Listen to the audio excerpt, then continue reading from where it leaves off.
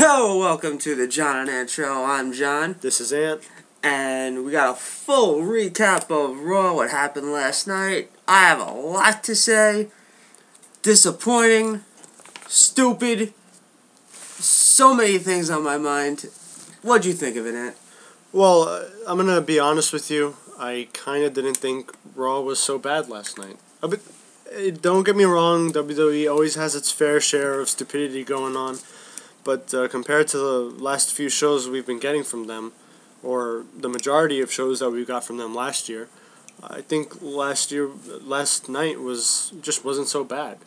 It wasn't bad. There's a couple of points I want to talk about.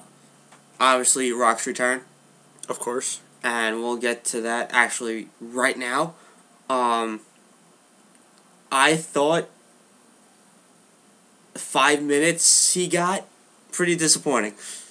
It was disappointing in the sense that there was a few moments where I thought he'd show up. Oh, I thought so too. I thought he was going to show up, let's say, right after the Ryback CM Punk ladder match. That's true. I assumed, he was going to come out. I knew he wasn't going to interfere in the match because, as we know, CM Punk's going to win that match. He's not going to lose it to Ryback, and he's not going to go face the Rock. People actually thought he was losing, come on, man. Yeah, I mean, it's just one of those matches where you know who's going to win, but I guess the match itself wasn't so bad. Although I was kind of disappointed that The Rock didn't show up immediately afterwards. I think the pop would have been louder if that happened.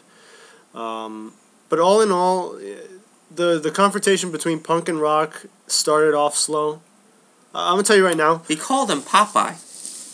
I don't get that. Can you explain that to me? I can't. Can anyone explain that to me? He called him Popeye. He doesn't even have any muscle. I don't get that either, but I don't know. I would have called CM Punk Eddie Munster. He has the same hairdo or whatever, but Eddie Munster. What can you do? I thought one thing that CM Punk didn't have to say before the whole thing went on was, I believe he said something along the lines of time to lay another pipe bomb. And I felt like as soon as he said that, you feel, so whatever he says tonight is gonna be compared with his infamous pipe bomb of. Well, yeah. His first pipe bomb's always gonna be memorable. This one wasn't so memorable, but he did say a couple of things I agree with. No, there's always those things that, little Jimmy being more over than, someone hardworking like Tyson Kidd. But that was the only thing that really registered for me. I mean, okay, you're mentioning Tyson Kidd's name. All right, I get what you're trying to do. But it wasn't just... It didn't have the same feel to it. The same feel to it. And again, this isn't on Punk. It's just on the situation. The first pipe bomb he laid out, we weren't sure if he was coming back. We weren't sure if he was going to win the title or not. Things like that. But this one, we knew he was just going out there to bait The Rock into coming out. And if anything... It took forever. It took forever. I'll tell you what. I feel like the pipe bomb, quote, pipe bomb, was a bit, not bit, it dragged on a lot. It went through a commercial break. Yeah. When he started saying the whole, cliche, you don't matter, the fans don't matter, and I'm better than you all, that's, every heel does that. Of course. Every heel does that, and it's really sad that we had to see him resort to that. It's, again, I'm not CM Punk's biggest fan, but I'm not going to blame it on him. You can't. You can't because, again, it's just... They let him have the mic for too long. You don't have a guy cut a promo, say he's going to lay out a pipe bomb, but then start resorting to name-calling and then have a commercial break, he's still there. Yeah. And then after the commercial break, Rock's showing up. Well, yeah, but like I said, you give The Rock the last 10, 15 minutes, and... He's there he's basically backstage for the whole show. You don't use him. Yeah. And you call this first Raw of the new year, and you figure you use him a lot. And just a quick note, Cena has a great match with Ziggler, never to be shown up again. Well, we'll get into that, because I do know that The Rock does have a few more dates scheduled. Yeah, but he's on tonight, SmackDown, that's taped. And will be on Friday, so for you spoilers, he's going to be on SmackDown tonight. But back to Rock's promo, I just didn't get, the funny Popeye crack pipe. I mean, I thought this was PG. Well, I guess crack's not. I guess crack's not PG. I always thought it was. Well, you got to remember, Linda McMahon lost her election already, so they don't have to be that careful anymore. I see that. I mean, they do have to still restrict themselves because it's 4 years. She might run again. Who knows? But they could be a little more. I don't want to say risque, but I guess they can be.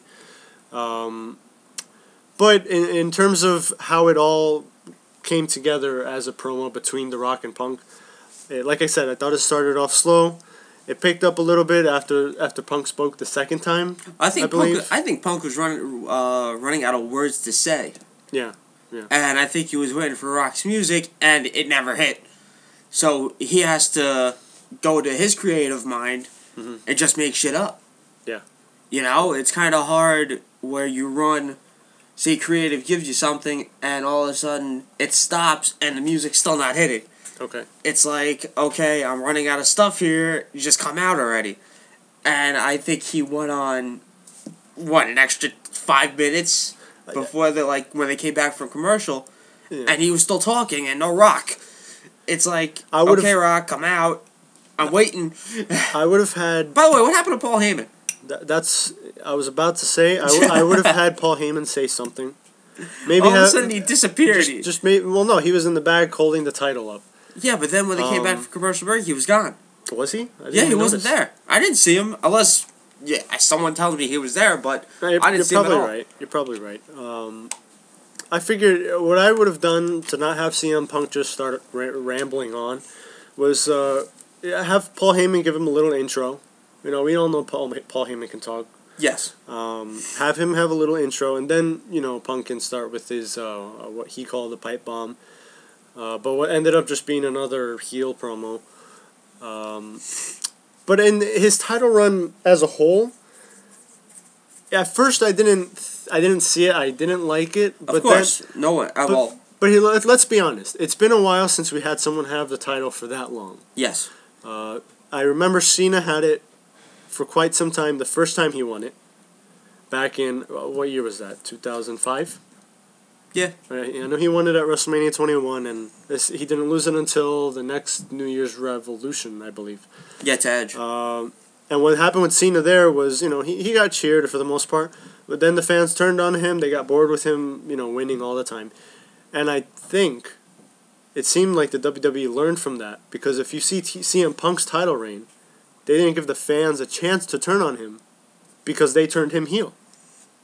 Now, granted, I'm not a huge fan of long title reigns, but I got to give credit to the WWE for doing something a little different in changing the champion from a face to heel as he's holding the belt. I think so.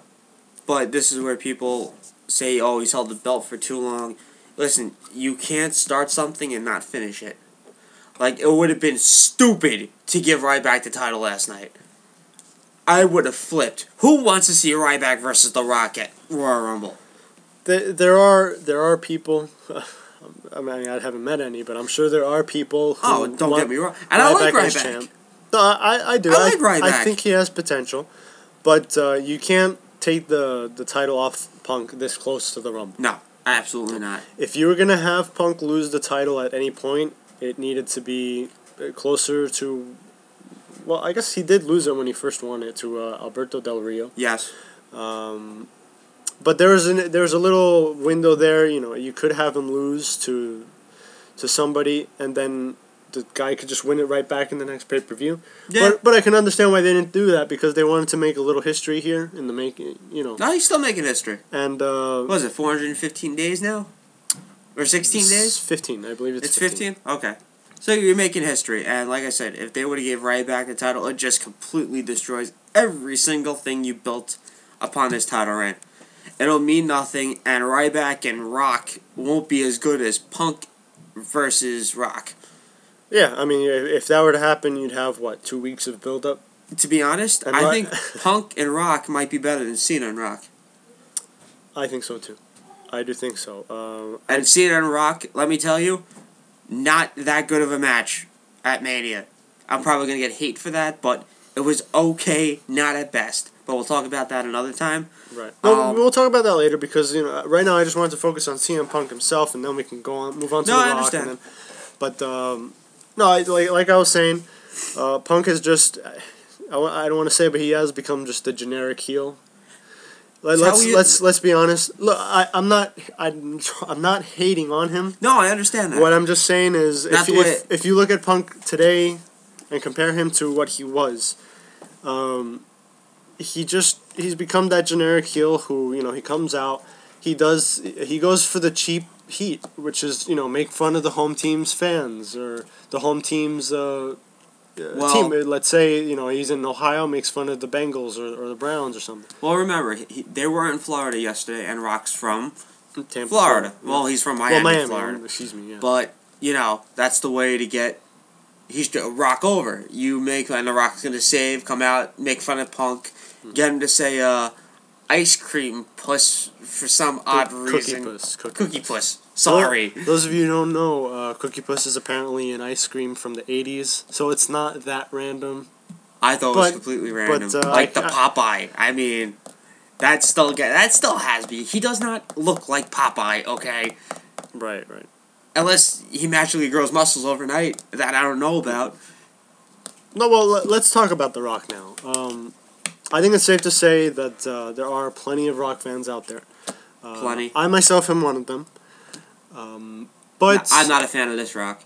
Well, this Rock is, I don't want to say a shadow of his former self, but it looks like he lost weight. He's certainly not to the level as he was. But again, that's kind of he looked a little different last night. Well, he shaved. He shaved. I thought he lost like a little muscle down in his stomach. No, I don't know. Just saying. The difference I saw was he shaved. He looked a little different, but Rock's overall return, yeah. Well, are you talking about this return or this the return since he's been back? Well, we'll say Monday's return. Since he's, I don't know when's his last when he came back. No, but are you talking about his return ever since he came back from, let's say, before WrestleMania 27? Yes. Okay, that's what you're talking about. Yes. All right, well, let me give you my thoughts. He returned right before WrestleMania 27. He was told that he was going to be the host. Months for The Rock. And The Rock's return at WrestleMania 27, it was all right. It wasn't bad because when Rock first came back, it seemed like he hadn't missed a beat. Yeah. But then they just kept putting him out there. I feel like he just wasn't there 100% for his feud with John Cena. He seemed to be watered down a bit. Now, the reason for The Rock's, sometimes his comments might seem off, like his jokes might not be as good as they once were. But I gotta wonder, is that him or is that creative watering him down? Or it's tough to say. I don't know. No, that's true. But I'm going by like yesterday's results or Rock's return, and not impressive. It was the same stuff he basically said to Cena, and not shocking. Rock bottom at the end, not shocking. But I thought it got a little intense at the end. Yeah, that's my overall of Rock's return on Monday. All right. Well, another thing I wanted to address was Rock's potential for a match with CM Punk. I do agree that it might be better than probably will be better than his match with John Cena. Again, that match at WrestleMania 28, was it? I'm not sure it lived up to its potential. Absolutely not. I know there was tons of... I mean, it definitely didn't live up to its potential because it was hyped for a year. Yeah. It's the first time I've ever seen that. I mean, maybe it did happen. I'll give it credit where credit's due that they gave The Rock a match at Survivor Series, and that was okay. Because it was against the Jizz and R-Truth. Well, I'll tell you this. Rock looked pretty good in Survivor Series. But he did. But we got to remember, it's 4 people in the ring. Yes. And if Rock gets tired, he could just tag in Cena or whatever. And it just seemed like... I don't think... The Rock might have some ring rust, But personally, what I think might have been the problem was he tried to move and wrestle, do the same things he did in his prime. The difference between Rock now and The Rock in his prime seems that The Rock is much bulkier now. Yes. Oh, of course, everyone can tell. And I'm not saying anything. If when I'm 40 years old, I wish I could be in that shape. Yeah, right.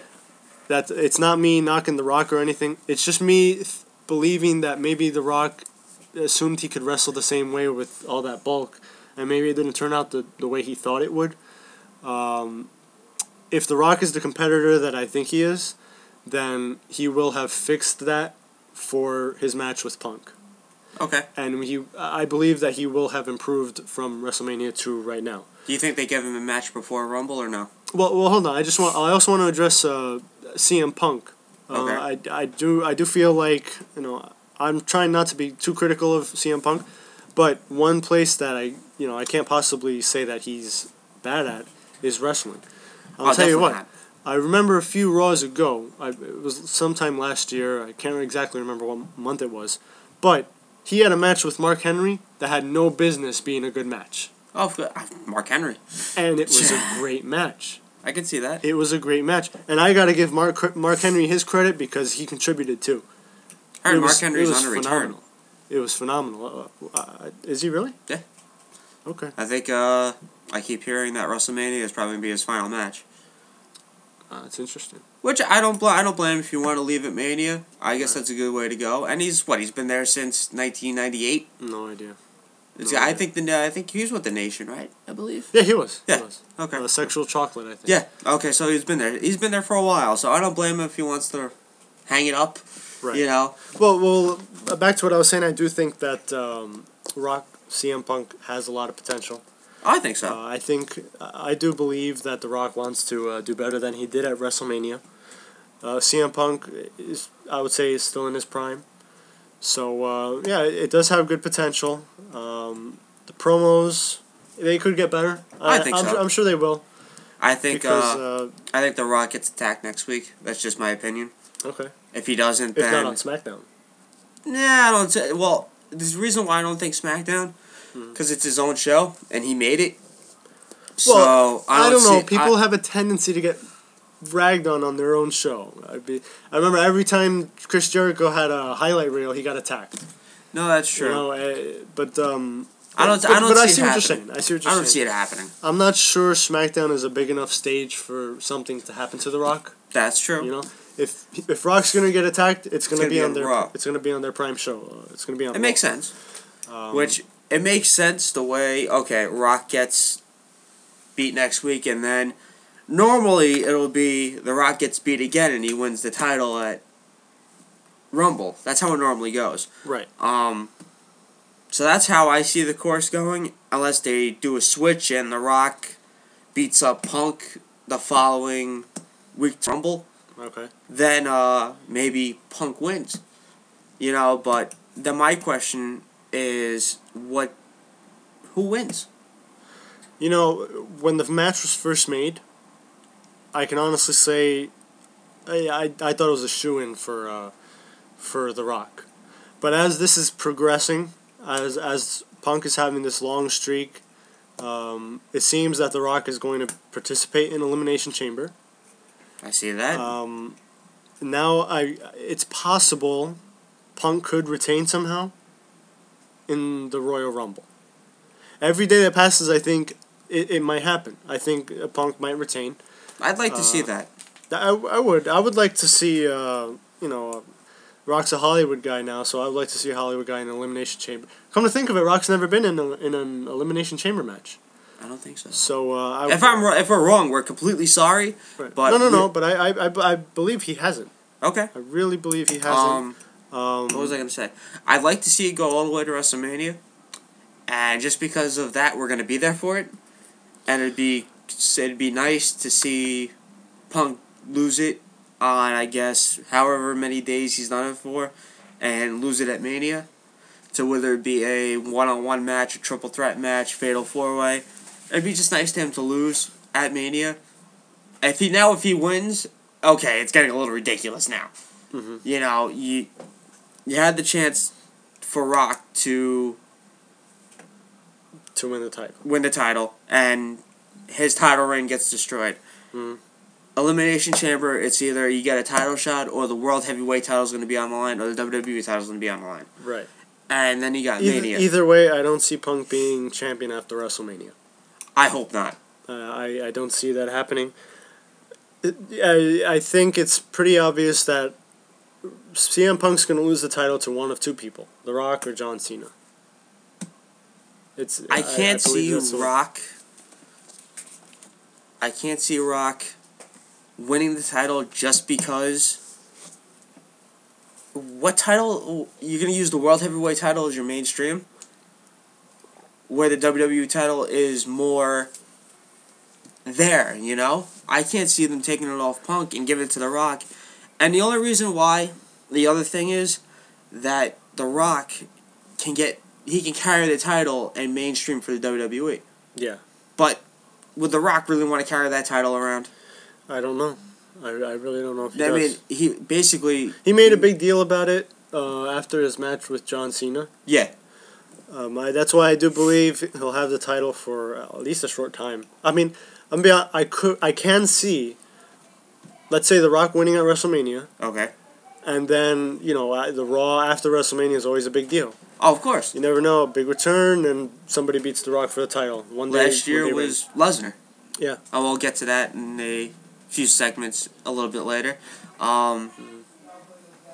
Back to Rock, what you were saying. If you do give him the title, where do you go from it? If The Rock gets the title. If The Rock gets the title, where do you go? Well, it all depends on how often The Rock shows up. Because then, obviously, you're setting up Rock and Cena for the title at Mania. Mm-hmm. Now, well, let's remember. Can it be better? Let's remember. Can it be better? Absolutely, it can be better. I hope so. It can definitely get better. Like I was saying, I do feel like if Rock is the competitor, I believe he is, he will have bettered himself from last year, and he will be able to just have a better match. Because I'm going to tell you what, that match isn't squarely on Cena's shoulders. Oh no, it's on both of their shoulders. I mean, let me be honest with you. Cena can wrestle. He can. I hear these "you can't wrestle" chants. Yes, he can. He had a great match with Ziggler last night. Yeah, but we'll get to the full recap of Raw. It definitely has the potential to be better. Again, it wasn't that good in the first place, so it won't be that hard to top it. I just feel like if they do it, it will cheapen even the hype of last year's. The whole build was once in a lifetime. And then it'll be. So what do you call it this time? It'll have to be like twice in within a year or something. I don't know. It's gonna have a terrible tagline. But. No, it probably will. But now there's more at stake, though. But I gotta wonder. It might not be just Rock versus Cena. It might be a triple threat with CM Punk included. Because you have to remember. Apparently, according to WWE rules, CM Punk gets a rematch clause. Yes, he does. Okay. But like I said, we're just debating on if Rock wins at the Rumble. Right. But I do have I do believe the main event at WrestleMania could be a triple threat between those three. Okay. Like I said, the three of those guys have all the potential in the world. CM Punk and John Cena have had classic matches. The Rock in his prime has had great matches. Hope he can make a return to that because I do believe. Maybe that's another reason that it might end up happening. Maybe WWE saw that the match didn't live up to his potential, so they might just throw in CM Punk. Yeah, that's true. To just make it that much better. Let's get to the Raw recap because I think we pretty much settled on the Rock and Punk. That's going to continue to next week and through the 21st and to the 27th, I believe. And then after that, who knows? So we've talked about Rock. We'll talk about him next week. Let's go to the first match: Ziggler and Cena. Impressive. It was a very impressive match. It was one of those matches where you knew who'd win. Oh, but it had. All I know, he threw his Nike shoes. That's all I know. No. But we got to give them both credit. Definitely. It was a really good match. Definitely. It's been a while since Raw started off with a good match, and this was one of them. Again, I like to say that it takes two wrestlers to have a good match, which is why I think this worked. Ziggler had a few spots in there where Cena's gonna kick out. Yes. But it did kind of. I thought the super kicker was over. At the super kick? Yeah, I thought it was over. Yeah, I could see that too. Because he didn't get up from the super kick at TLC. Right. So I thought it was over. And I heard Big E Langston talked. Big E Langston talked. How does he sound? Did you hear him? I wish I did. You did? Well, I'll find a clip for you. Does he sound I'll like... tell you this much. I'll tell you this much. My view on Big E Langston was, he's just there. He just seems to be like a bouncer, like a bodyguard or something. And I'm like, I would like to hear what he sounds like, because honestly, I don't watch NXT, but I do have a friend who does, who will be here on the show eventually. He'll be on tomorrow. And I never heard Big E Langston talk. How did he say? Did he sound like Bobby Lashley? No. Well, that's what I was getting to, because I was saying to myself, if he sounds anything like Bobby Lashley, I don't want him talking. Absolutely Give him a manager, have them be his mouthpiece. But no, he opened his mouth, and he sounded like a tough guy. He sounded like a tough guy. I like what I heard. Again, he didn't say much, but he did sound... Let me put it this way. His voice sounds like it matches his looks. Because Bobby Lashley, you have this big, buff guy with huge muscles, and he opens his mouth, and he sounds like he hasn't hit puberty yet or something. Biggie Langston, I do see potential. Again, I don't know his promo skills. He only said like one sentence, but at least I know what he sounds like now. What was his sentence? He said something along John Cena challenged Ziggler. Ziggler was saying no, and Biggie Langston accepted the challenge for Dolph Ziggler. Wow. I'll find the clip. Just give me a sec. Okay. We'll go to the Divas match, and possibly the best Divas match of the year. And that's sad to say. Impressive. The Divas match itself? Caitlyn, yeah, I thought it was impressive. At one point, I wanted Caitlyn to win. Because I can't stand this title reign anymore. It's pissing me off. Right, okay. It'd just be nice to see something else from the Divas. Okay. And seeing Caitlyn win would be nice, because they tried it with Layla, and it didn't work. All right. And it seems like Caitlyn's getting a bigger reaction to being a face. And the match itself was pretty good. Again, I'm just always surprised when the Divas match takes longer than 2 minutes. Yeah, I was very surprised it went on for a good 10 minutes. I was quite surprised. Again, it's not to the level of the TNA knockouts. They have like 10-minute matches over there, and they're really good. But I gotta say, I guess it's a good start for the Divas. Oh, it is. For 2013. Now, not a big deal. Well, here, let me. I just found a clip of Big E Langston talking, and here's what he sounds like. This is the beginning of Raw. He accepted the challenge from John Cena for Dolph Ziggler. Oh, I've got the mic now. Yo, Cena, you think Dolph's your only problem?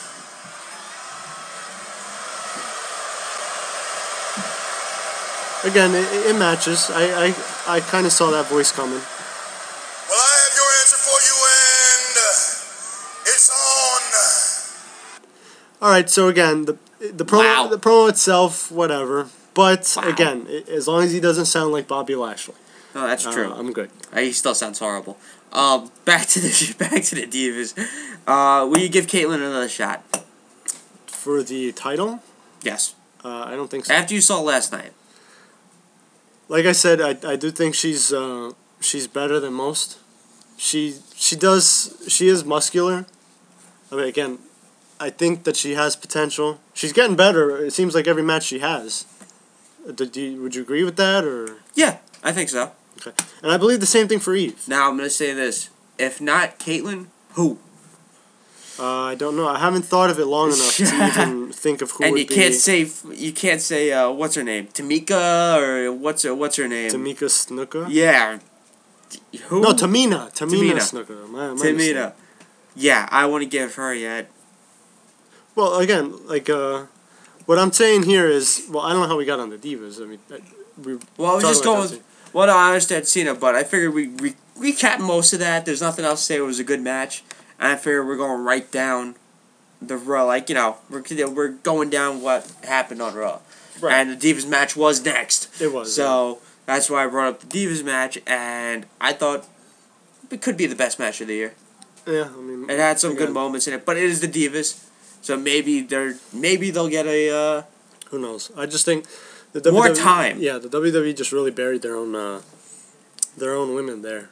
I mean, just I can't really put my finger on when it started to go down, but I think the last diva the fans really cared about, I guess, was Mickey James.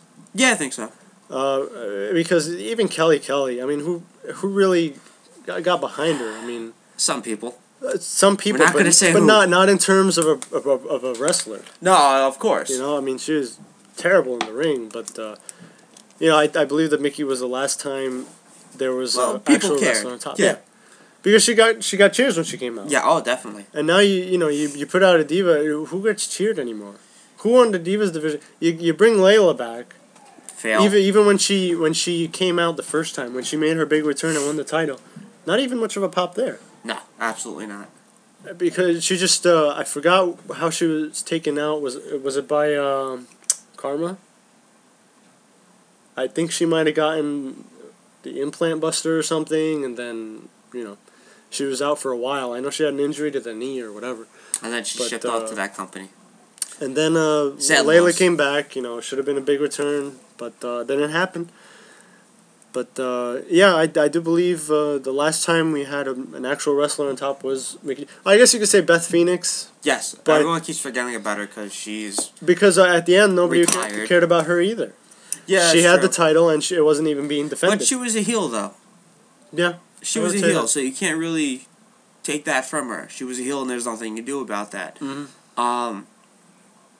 What was the when did the 3-man band thing happen? Was it right after that? Okay, the 3-man band. I know the 3-man band came in during the Randy Orton promo. Okay. They came in during a Randy Orton backstage promo, and Randy challenged Heath Slater. Obviously, he beats Heath Slater. You can't come on! Can't have Orton lose to a jobber there. But all 3 jobbers. Well, I will. At least they're getting airtime now. No, that is true. I mean, Drew. You gotta love Drew. He looks ridiculous, and so does Jinder Mahal. Jinder Mahal. Well, I mean, Drew McIntyre, I really do feel for the guy. I did think he... of course. Everyone kept talking about him. Like, oh, he's going to be this breakout superstar, and look what he's doing. Well, what can you... it was something with his wife, right? I don't know. I have no idea. So I think it was some domestic thing or whatever, but... I have no idea. But what I wanted to address was... Alright, so Heath had his match with Randy Orton. Okay. Obviously, he lost. And then you have, 3MB going backstage... Sheamus, after, I forget what was, no, Sheamus came out to do a promo, I believe, after the Kane-Daniel Bryan match against Rhodes Scholars. Okay. All right? We'll talk about that match in a minute, but Sheamus was put on the Titantron, and he got no reaction from the crowd. That's interesting. It's, when you're watching Raw, and they switch to John Cena in the background, whether it's boos or cheers, yeah. He gets a reaction. Sheamus was put on. I heard crickets. Play it. No, well, that's not the part I want to play. What I want to play is Sheamus's promo with 3MB. It is the most. It's just so awkward, and I wish you could see Drew McIntyre's face during this whole time, because I literally had the same look on my face as Sheamus was talking, joking, and you'll see singing. It got very, very ugly and awkward. Play it! Look who it is. 3M Beaver. What's the crack, lads? Listen, why you look so glum? Don't tell me you broke a guitar string. No? Wait. You got laryngitis. Wait, no. You can't dance. You can't sing. You'll probably go a long way. Or is it the fact that you got your arse handed by Randy Orton? Hey, Randy Orton got lucky, you hear me? Lucky. If that's what you say, but speaking of luck, a lot of people say I got the look of the Irish. So how about this? All 4 of us get together, go to the ring now and sing an L song, huh? Who wants to be soprano? You look like you'd be a good one. I'll tell you what. Whoever's left standing after a bro kick gets to sing Danny Boy me. What you say? Danny Boy? You know, Danny Boy. Oh, Danny Boy, the pipes, well, point. See you out there, fellas. That was awkward. It was the thing I was looking at was the look on Jinder, Heath, and Drew's faces. That was awkward. They really didn't even know how to react to this. They just looked at it. If you see Drew McIntyre during this video, he's just like, get me off the screen. I think so. Get me out of here. Oh my God. And here's the thing, I don't have anything against Sheamus. I know a lot of people do because from what I hear, he's buddies with Triple H. Of course. You work out with Triple H. And we all know what that means. You'll get a huge push. I don't hate on Sheamus for that because he's good in the ring. I think he's good in the ring. Actually, showing Sheamus' last match was pretty good. I thought the stupid chair at the end, though, that gigantic chair was kind of overkill. Well, I think a chairs match to begin with is just stupid. It is. What? You can't use the kendo stick and you lose? A chairs match. I mean, what do you even say? But again, I do like Sheamus in the ring. I do like what he brings to the table. But him as a face is just painfully awkward. It is awkward. Like during this promo, I felt hurt. Like I don't want to watch this anymore. Well, I can see Cena doing that because it's Cena. Well, let's remember that's who Cena is. I know. Cena has this personality where he can make, let's say, the booger or the fart jokes or whatever, because he's been put in that place. That's just what he does now. And every now and then he'll break out a more mature joke or a promo, like he did against The Rock. But Sheamus, yeah, when Sheamus was a heel, he was just a completely different character. That's true. A no nonsense guy, hardly ever laughed, and he was quick tempered. Face Sheamus is like a completely different person. I agree. If you remember John Cena as a heel, oh gosh, how long ago was that? That's true. I think it was 04, 03. Those were the good days of Cena. When he was a heel, he had the whole rapper thing going on, but you could see the similarity because he would make fun of his opponent before the match. Yeah. He would use, power throughout his match. That's just who he was. You're right. Yeah, I will admit he's been watered down over the past 10 years. But, he still has remnants of the old one every now and then. Okay. Sheamus has no resemblance to his heel self whatsoever. Him just singing around, making jokes. Oh, Daddy boy! Come on, Sheamus! Come on, man! Yeah, that was definitely awkward. They should never do that again. And put Sheamus back to a heel. That's just my opinion. He's no face. I think everyone knows that. Mm-hmm. It's a pretty sad... This is a sad face run for Sheamus. Now that he's getting booed. Well, he's getting booed and he's getting no reaction. Those are the two things you don't want as a face. But blows me away. But that's my deal. I thought they had something good going with heel Sheamus, or as he said himself, bully Sheamus. Bully Sheamus. I wonder where they got that from. Well, I don't know. Diaz Star, right? But no, I did like Sheamus as heel. Well, there's a lot of people in this company that I like better as heel, and a few that I like better as face. Sheamus is just one who I think was born to be the heel. Yeah, I think so. And he's got that heel look. Yeah. But he looks too white to me, but very white to be a face or a heel. I mean, yeah. But damn, man. But you have to notice the connection here. Both Sheamus went up against Jinder Mahal, and Randy Orton went up against Heath Slater. Both went up against the two 3MB members, and you gotta wonder: is this the start of a Sheamus Orton feud for WrestleMania? That's what I keep hearing. It could be. They both announced. Both announced their participation in the Royal Rumble. Now this is where I'd switch roles. I'd keep Orton as face and turn Sheamus heel, because now Orton still getting that face reaction, and he's still gonna get that reaction no matter what you turn him. Because, I mean, people are gonna hate me for this, but he's getting these Stone Cold reaction. Like, he's supposed to be a heel. You know what I mean? And Stone Cold was a heel. I believe Orton was another one of those guys born to be a heel. And look what happens. He's getting cheered. So you can't fix what's the word? You can't fix stupid. Yeah. You know? That's the... And you wanted to turn him heel, and he's getting cheered. So why not turn Sheamus, who's obviously not getting cheered, but you're keeping him as a face? Might as well turn him heel, and you have WrestleMania Orton versus Sheamus. Right.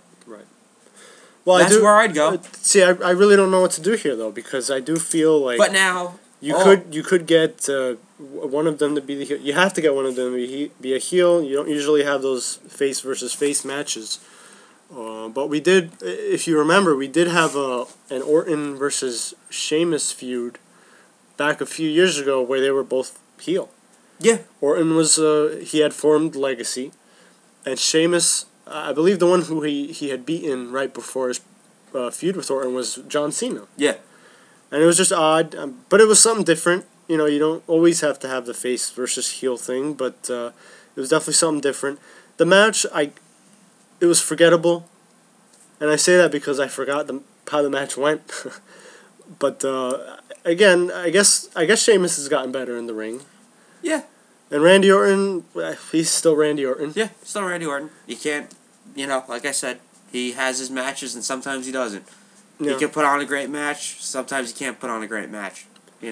Right. It varies with him. My prediction is this. I don't know who's going to go face and who's going to go heel, but I do believe that that little stint with the 3MB on both their parts is the start of it seems like a rivalry brewing.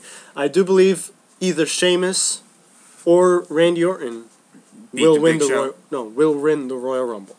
Now, Ziggler has now entered the Royal Rumble. Well, he already has the Money in the Bank. But that makes no sense. It makes no sense. Well, there's a lot of things with Ziggler that don't make sense because he's supposed to be built to be the next champ, and he keeps losing.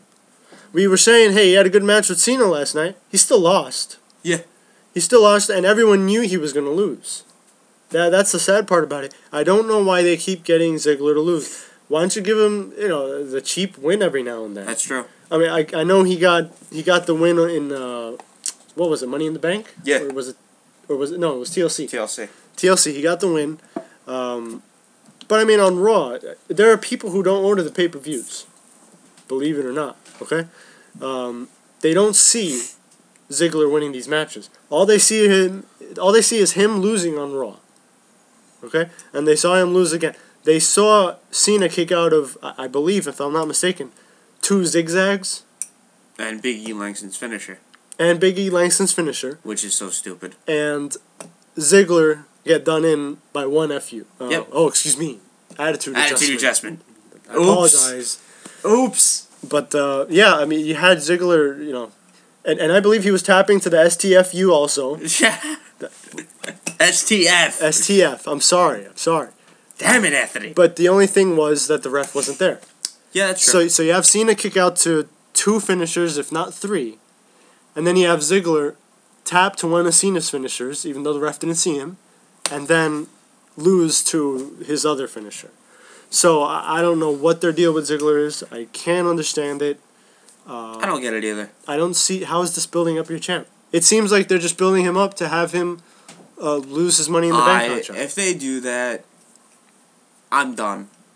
I mean, everyone thought it would happen with Punk when he first won it, because everyone thought he was going to lose. When he first won Money in the Bank. Really? He thought he was going to lose. I thought Miz was going to be the first to lose his Money in the Bank. I thought Punk, because when I watched Best in the World, he even said it. Like, oh, is he going to be like the first one to lose it? Okay. And you know how WWE is. They like big guys, obviously.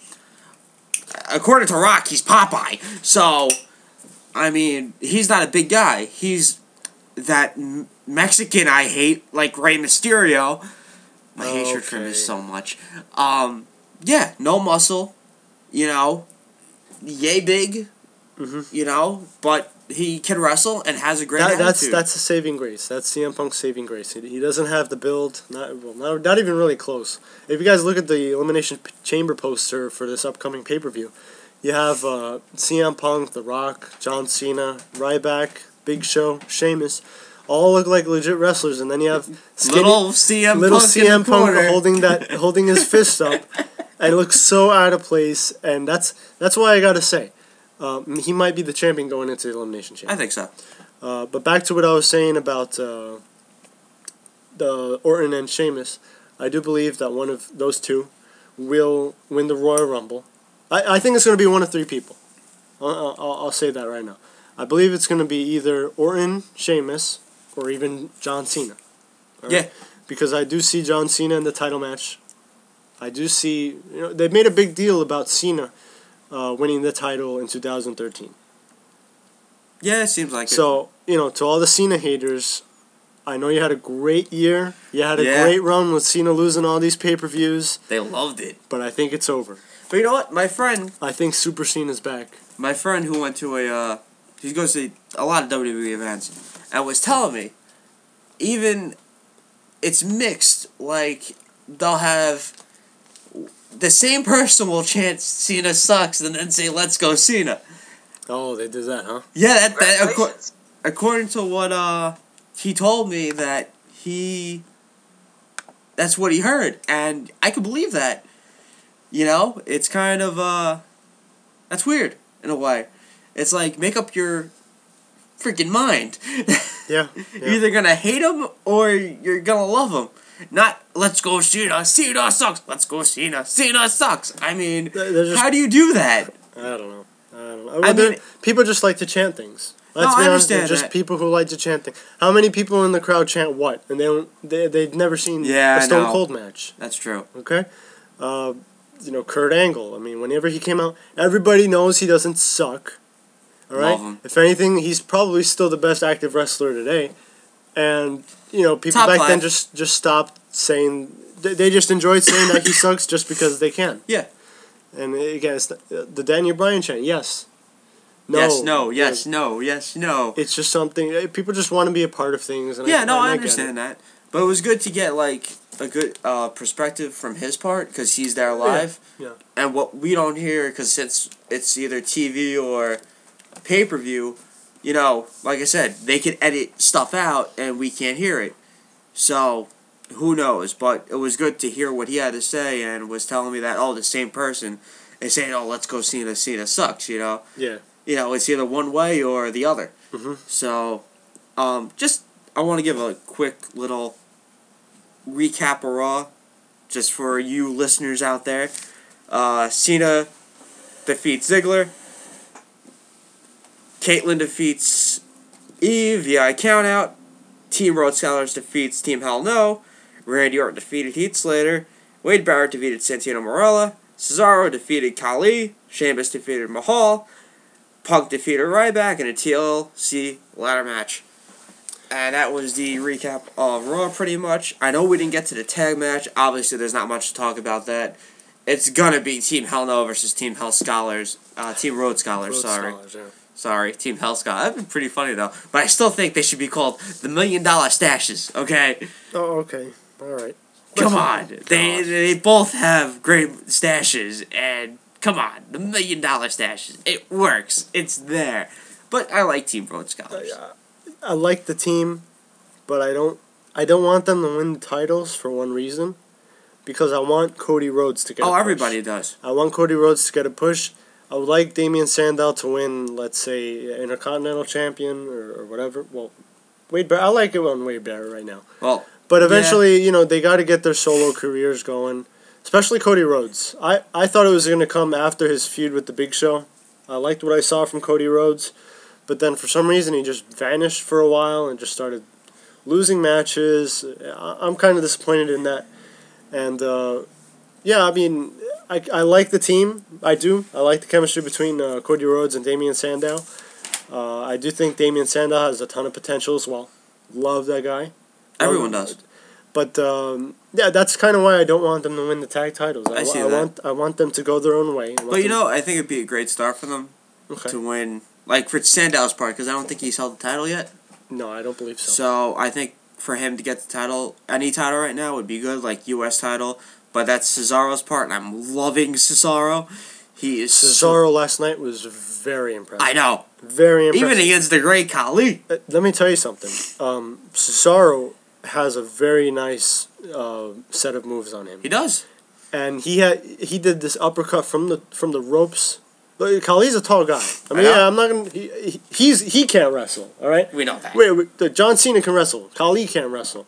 But it's just always impressive to see a guy that big in the ring. You're right. It's even more impressive to see someone lift that guy. And Cesaro lifted the great Khali, and it was just. Let me tell you something. Cesaro got a pop. Cesaro got a pop lifting the great Khali. Unreal. It's not that Cesaro is, well, maybe now he might be over with the crowd. Who knows? I think so. But that lifting the Khali, wow. It just, the way he did it too. It's not like he just lifted him on his shoulders or anything, because, I mean, I give credit to everybody who can lift a 400-plus pound guy on their shoulder. But impressive. But the way Cesaro lifted the great Khali was impressive. Because you kind of didn't see it coming. Because, Cesaro looks like a strong guy. I agree. But I don't think anyone saw him being able to pick up the great Khali. No, definitely not. But like I was saying, he nailed this uppercut on the great Khali. I saw that. Again, I know wrestling isn't legitimate hits. I know. But it looked great. Hey, what are you talking about? Wrestling is real. It's still real to me, damn it. No, Cesaro looked great last night. He did. Really did. And the way he got an appreciation from the crowd for picking up the great Khali. The only thing that sucks now, he's facing the Miz. Well, does that suck? Well, why do you think that sucks? Because they're building Miz to being a babyface, and obviously Cesaro is a stone cold heel. Yeah. Okay. Now you tried the Miz as a face against the top guys. Mm-hmm. Didn't work.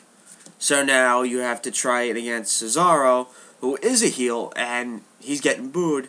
So now you have to get cheap babyface pops to get him over. Right. Which is kind of lame, because Miz, I guess, I forgot, but didn't he main event WrestleMania 28? 27? Yeah. Against 20, yeah. It was 27. Yeah. Against Cena? Yeah. And it sucked. Which everyone, the match sucked, and, it was very forgettable. There were people who didn't even know who Cena was facing. They thought he was facing The Rock. Get where I'm going, though. Yeah. You go from Mania to, okay, a little here, you're in the middle, Yeah. and all of a sudden just U.S. title now? Yeah. You completely forget, he was with, didn't he have Miz TV on SmackDown? Yeah. With Ziggler and AJ Lee and all them. So he went from there to the U.S. title now?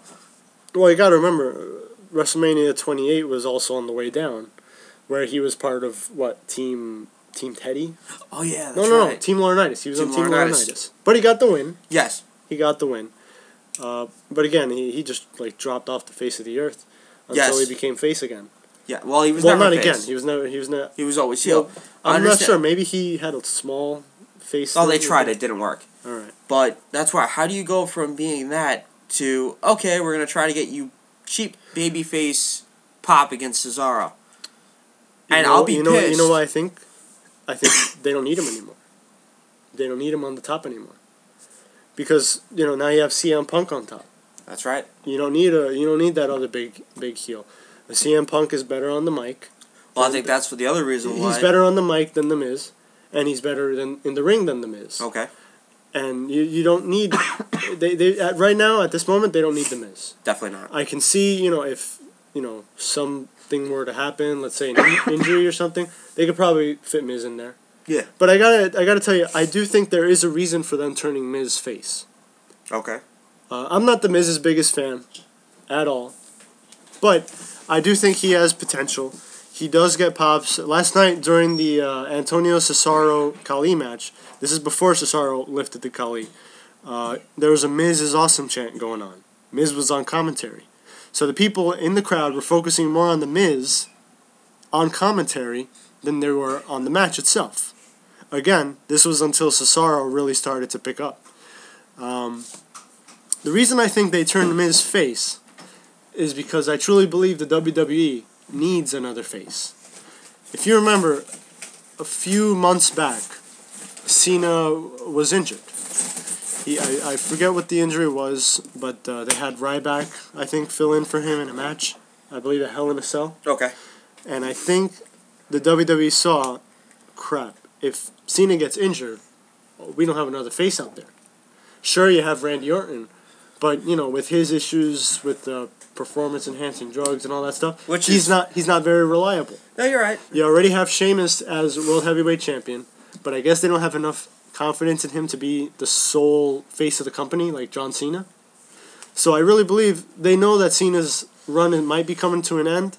It's been 10 years. Yeah. He's been working like a horse nonstop. He's got to have a ton of injuries, lingering ones. So they got to have that face they can build off of. Again, I think Miz has, you know, he's already good on the mic, I believe. He's still got some work to do in the ring. You're right. You know, I'll give him a break for WrestleMania. That was his first big main event on a huge stage. I still think it was a joke he got that main event spot, though. So do I. But I think it was an even worse joke how he was treated while he was. Yeah, you're right. Because he was just an afterthought. But I think he was a participant. I think it's pathetic. You have to go to that issue to get babyface pop against Cesaro, who's a better wrestler than the Miz. Yeah. And if people want to say, for the Miz fans, Miz is going to carry Cesaro, it's going to be the other way around. It's going to be interesting to see what happens after last night. Because let me tell you something. Cesaro, you know, earned the respect of some people last night. I think so. You know, and Well, my jaw was on the floor with what he did last night. And I would like to see now what his reaction is going to be. Obviously, Cesaro's always going to go for the cheap heat. Yes. By insulting Americans and all that stuff. I love it. You always got to have that cheap heat guy. But come on, the man speaks 5 languages. How good is that? It's good. I don't know what I don't know what that hand movement is that he does. But you know, so far I do like his in-ring work.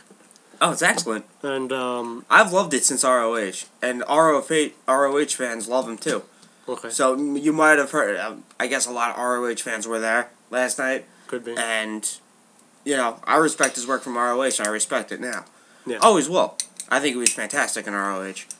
Yeah, I think this. If you start hearing more crowd reactions for Cesaro, it'll be because of last night. I think so. I think so. Because he's had his run-ins with who was it, Santino Marella and whatever, but last night it was good. He had a good night last night. Well, who did he take the U.S. title off of? Who did he take the U.S. title off of? I think it was Santino. Okay. It was Santino Marella. So Santino's really nothing. Well, he is. He lost a pretty quick match to Wade Barrett. Didn't Steamboat say he was going to help out? No, he said he was going to show how much smoke this old man can blow. Did he do anything? Didn't do anything. He just had like a stare down with Wade Barrett after Barrett was going to try and attack him from the back. He just turned around, looked at him, and Wade backed off. He was smiling. Could we see a Ricky Steamboat match between Wade Barrett? I don't think they'll go that way. I think Ricky Steamboat was just there for the what was it, 20th anniversary, was it? Last night? No, it's next week. It's next week. Okay. No, I think Ricky Steamboat was just there. Okay. He was just there for the new year. If he is still there next week, I will be pleasantly surprised. I like Steamboat. A lot of people do. So yeah, I mean, who knows? Maybe it'll be better than another Sergeant Slaughter match where everybody knows he's gonna lose. You know. Don't you love those kind of matches, by the way? No, well, with Sergeant Slaughter matches, I hate. It's so stupid because you have somebody coming out insulting Americans, and then Slaughter comes out and proves them right by losing. Come on, really? Come on. But anyway, again, you know, and speaking of Wade Barrett, I do think he's another one of those guys who killing me. I like. Should be the world heavyweight champion. He might have been if he hadn't gotten injured right before Mania last year. It's killing me because he has an awesome finisher. I love the elbow that he uses now. Yeah. And it's much better than his previous finisher. Terrible. I just kept hearing, we're going to give him the title. We're going to give him the... Okay. It's what's today's date? It's January 7th. Well, January 8th. They gave him a title. I'm still waiting for him to hold the World Heavyweight title. Yeah, they gave him the wrong title. They gave him the wrong title. They gave him the Intercontinental title. But mark my words, if there is a Money in the Bank match at this year's WrestleMania, he will win. I think so. He will win. It's going to be Christian. I'm just kidding. Who's that? Who's that? No, I do believe that. Because if I'm not mistaken, I believe he was booked to win last year's Money in the Bank. And he got injured. And can you believe that? He got injured, and they scratched the whole match. Yeah, you're right. One guy, the guy who's scheduled to win the Money in the Bank match at WrestleMania, gets injured, and they scratch the whole match off the card. That sucks. They have a lot invested in this guy. Either that, or they have absolutely no confidence in anyone else who's in their mid-card. Or a mid-carder that can hold the title. What they could have done was have the match, have somebody win the Money in the Bank, and then lose. I don't think you had to scratch the entire match. No, you're right. But if they do have one this year, I think he will win it. I think Daniel Bryan gets the title back. And I think this is after he does everything with Kane. Okay. Because don't get me wrong, I love what's going on with Kane and Show. Yeah. I mean Kane and Daniel Bryan. I love it. It's just now it's getting too. Yeah, they had a backstage promo yesterday. Cause it's the same thing. It was okay, but it's kind of, I think it's run its course already. Another thing is, well, to those of you listening, I'm a big Kane fan. Hey, he's had rough days. You just don't know what to do with him anymore. I got one word. I respect him as a guy. I got one word. I respect him as a guy. I respect him as a performer. I don't respect him as a guy. What does that even mean? That just respect him as a wrestler. I respect him as a wrestler, as a performer. One of the biggest, best moving guys for a big guy I've ever seen. You know, add taker to that. I can't imagine what it must look like to see 325-pound Kane coming off the top rope at you. Oh, you're right. That's got to be something else. Again, like you said, Taker's added to that. But, I mean, at this point, I don't know what you do with Kane anymore. I can understand why they have him in a tag team. He fits in a tag team. He does. But I feel like Daniel Bryan is too talented to be in a tag team right now. He's just so good in the ring. I wanted to see more of him and Punk. Oh, definitely. A lot of people What do we get? Only 2-3 matches, I think, That's right? it. We got to get more in the future. No doubt about that. But I do believe that Daniel Bryan is just phenomenal. If anything, he's the most talented guy in the WWE in terms of in-ring performance. I agree. And you're just holding him back, putting him in a tag team. You know, putting him in the division. I don't know how he's supposed to grow there. He hasn't grown as a character at all. This is WWE creative for you. Yeah, he hasn't grown at all. I mean, it's funny. Don't get me wrong. I know. I love the no. I love the yes. I love the genuine look of anger. Oh, it is. Daniel Bryan has on his face when the fans chant yes. But it's the tag team itself. I think may have run its course. They're gonna have another psychiatrist thing next week. Maybe it'll be good. Who knows? Maybe they'll rehash it. If they end it, either give the titles to primetime players or you give it to Rhodes and Damian Sandow. That's what I think has to happen. I think the primetime players right now should have the tag titles. I 100% agree. Because they fit there right now. 100% agree. Darren Young and Titus O'Neil. I don't think either one yet is ready for the solo performances. No, definitely not. But I enjoy seeing them. What's his name already said? He's the Black John Cena. Darren Young. Yeah. Well, it's creepy. If you get a picture of Darren Young and John Cena together, it's pretty creepy. It looks like a Photoshop job. Yes. But I do believe that Daniel Bryan, Cody Rhodes, and Damian Sandow are just too talented to keep in the division right now. I agree. You can keep Rhodes and Sandow in there a little longer if you want to give, like you said, Sandow a title to start off with. But not too long, because again, I do feel like Cody Rhodes needs a push. It's funny because we're saying that so many guides like like Wade Barrett and Daniel Bryan and all these guys need pushers. We're not saying at the same time. We're just saying. Yeah, no, I know what you mean. We're just saying eventually. In the future, it'd be nice to see. In the near future, It'd be nice to see Daniel Bryan not do this yes/no gimmick, and he loves it. But I think it's time to start something new, and fresh, and maybe give him like the world heavyweight or give him the WWE title. I'll tell you this much: Daniel Bryan and Kane already did their job, and their job, it seems like this was their job, was to re-legitimize the tag team titles and the tag team division. I believe they did that. I really believe they did that, and you know. I never would have guessed they would be the two to do it, but I believe that they. Such an awkward tag team. Yeah, because look, let me tell you something. When Primo and Epico had the titles, you never saw them on TV. You're right. They defended it on TV like what, twice, 3 times or whatever. All right, whatever. Then they lose to Kofi and R-Truth. All right, they lost to Kofi and R-Truth. And, you know, same thing. They were on TV more often than the other ones. But well, that's because R-Truth and Kofi were over. Yeah, they're over. But again, they weren't on every show. Sometimes they defended at house shows. You didn't see them. Or they would do, like, singles competitors. Okay. Singles matches. And the other one would just be doing commentary or standing outside or whatever. But again, it was... You just don't forget Little Jimmy, by the way. Little Jimmy, manager of the year, did a phenomenal job managing that team. Oh, definitely, I agree. I mean, the promos he cut was just unreal. But I do believe that, you know what, I'd rather say that the Kane Daniel Bryan thing, Team Hell No, has run its course. I'd rather not say that. I'd rather say that they did their job.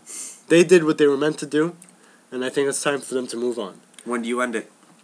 I don't know. Maybe before WrestleMania, because I would like to see Daniel Bryan in a Money in the Bank match. I think so. I would like to see, but I think you can do that as their tag champions as well. I think so, but I think it's time to give the titles up. I wouldn't be shocked they lost it at the Rumble. They might. You know, I wouldn't be surprised because the way they Rhodes Scholars. One, I wasn't surprised they have the momentum, but I've seen this before. They gain momentum and they lose. You know, I've seen that. Hey, so. How many times did it happen to the primetime players? Yeah, you're right. They're built up. You think they're going to win, and they lose again and again. You know that, but either the primetime players or Team Rhodes Scholars, I'd give the titles to right off the bat. Not Rey Mysterio and Sin Cara. Well, I don't think you can rely on them either. They're just so injury prone. Sin Cara the worst, and Rey Mysterio's got personal issues. Well, let's be honest. Sin Cara has botched less as of late. That is true. He has botched less because we've seen less of him.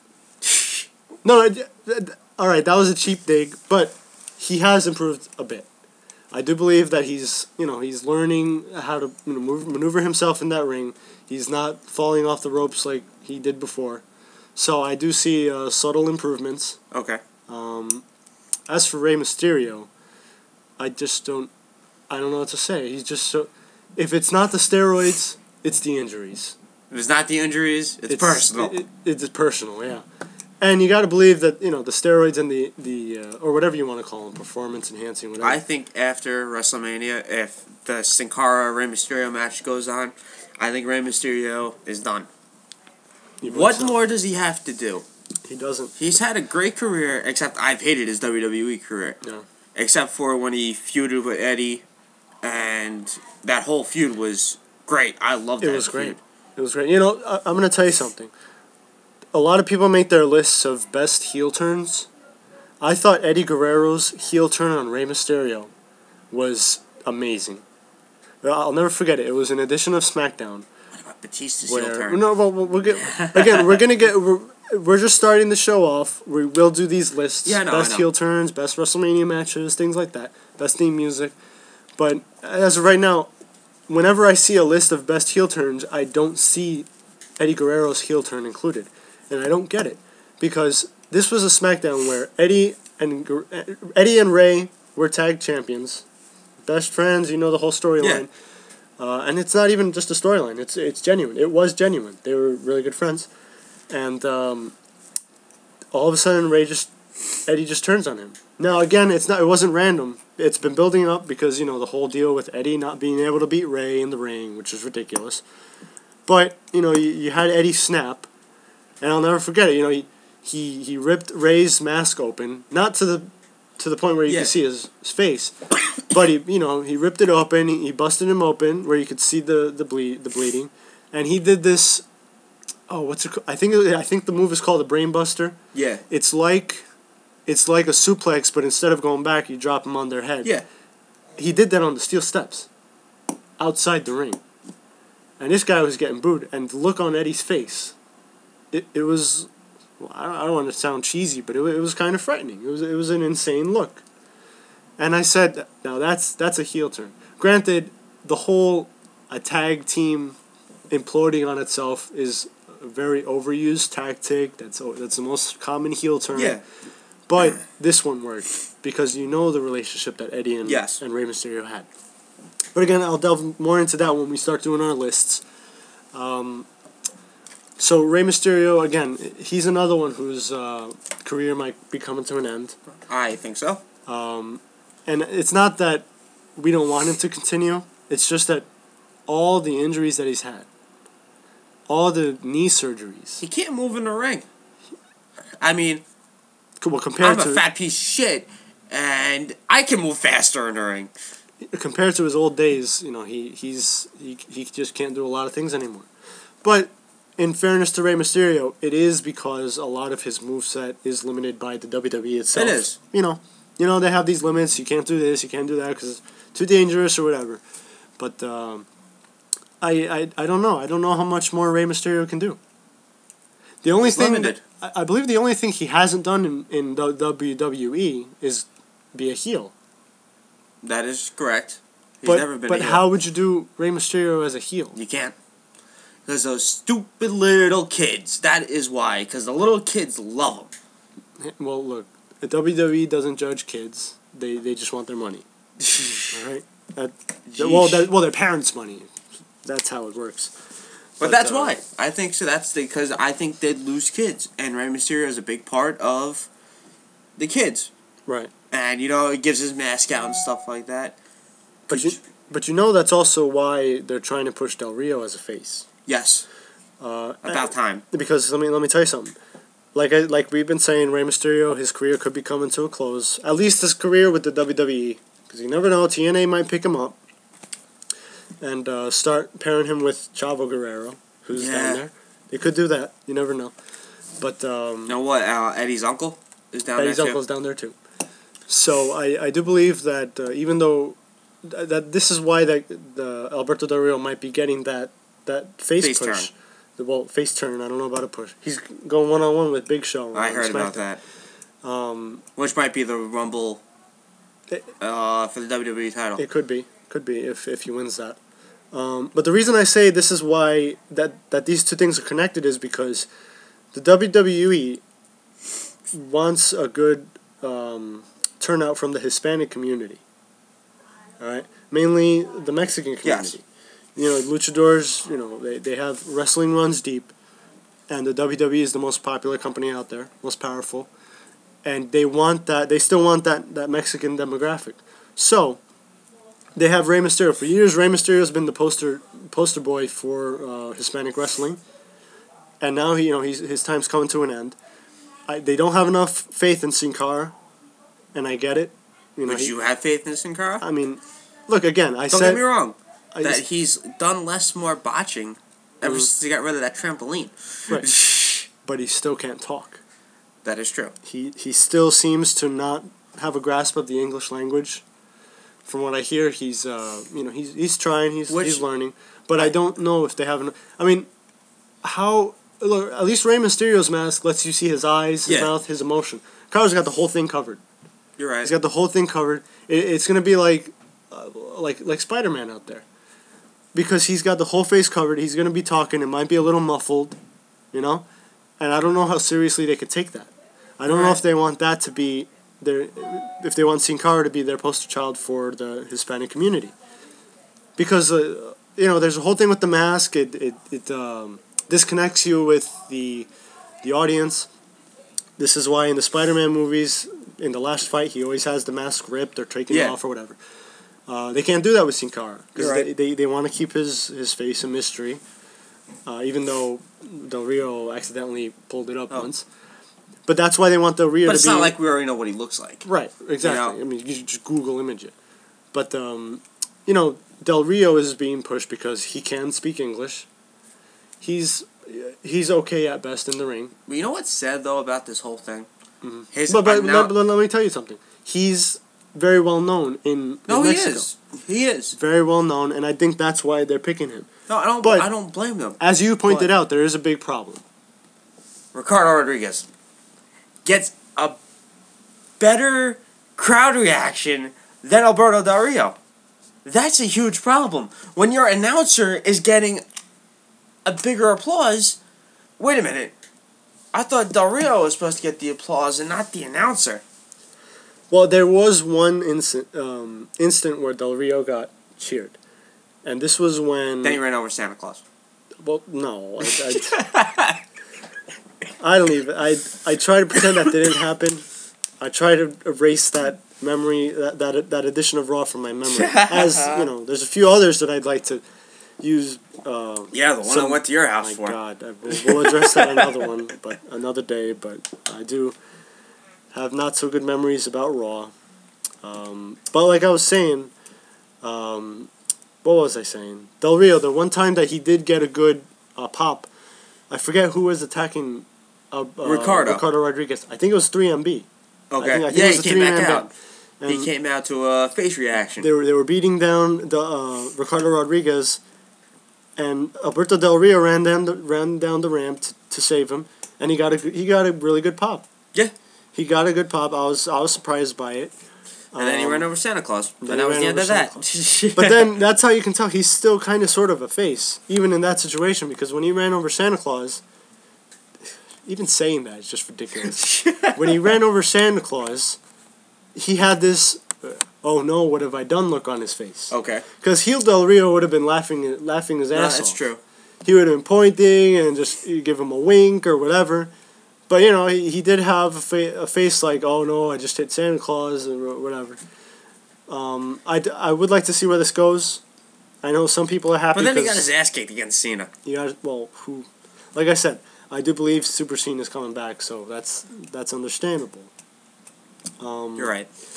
But I think it depends on what happens on this SmackDown. Well, that's true. I guess everything leads up to the Rumble. Everyone leads up to, like, WrestleMania. Yeah, I think the Rumble, like, we'll get a gist of what happens with more storylines happening. You know, remember, you still got the Shield. We've yet to talk about, and I'm so sorry. I love the Shield. Just getting that off my chest. I freaking love the Shield right now.